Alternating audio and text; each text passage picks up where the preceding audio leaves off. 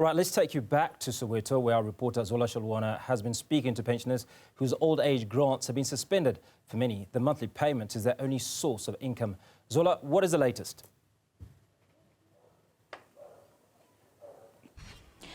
Well, Hugo, earlier on we spoke to pensioners whose monthly social grants have been suspended by SASSA. As you'd understand that currently they are verifying people's profiles, and as they suspect that there are other people who haven't declared other forms of income that they are receiving. And that process then began last week, and they have called on all beneficiaries to visit the nearest SASSA office so that they, renew their social grants and, of course, provide the necessary documentation.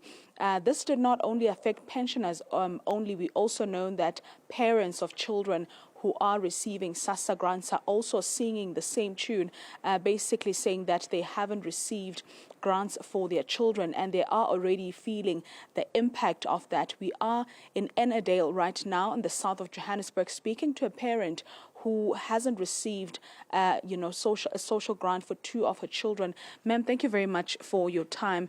It must be a hard one, understanding that money that you were used to getting and money that helped your children, this month you didn't get that. And also you did mention that you tried going to the offices, but no one was clear about what is really happening. Yes.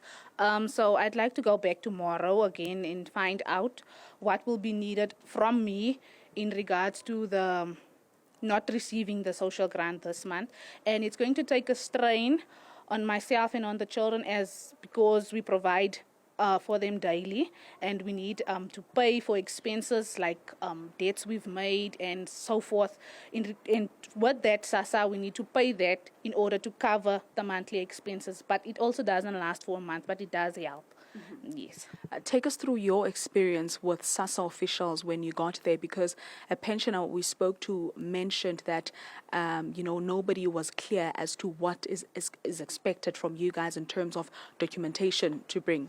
When we arrived there on Friday, I approached the security officers, and they told me that the SASSA staff is in for training, and then they told us, no, there's a notice on the window. We should read the notice. We read the notice, but there wasn't a circulation to say that if you didn't receive your SASSA grant, please come down before 1 o'clock or come back on Monday or whatsoever. So when we went down, we approached the security officers, and then they said the staff is in for training. I should come back on Monday. They didn't say what documents I should bring along. Yeah. And SASSA says one of the reasons why they need people to visit their nearest offices to verify, their details is because some people are receiving other income and they have not declared it. You are basically unemployed. You get jobs there and there, odd jobs, and some people like you could potentially find themselves not receiving this grant. What is it going to mean to you and your children? It's going to mean that if I do get odd jobs, people won't be able to pay into my bank account. They'll have to give me money cash. Because if there's going to be a 300 or 500 rand in my account, it's going to mean some source of income, but it's not enough. It's not enough. And due to the fact that the unemployment rate is so low, we are unable to get jobs and not apply for SASSA. Like my last born son is not on the system because they have been giving me the runaround to say that we need an affidavit as to why there's money in your account. At that time, my husband was on a learnership as he is disabled.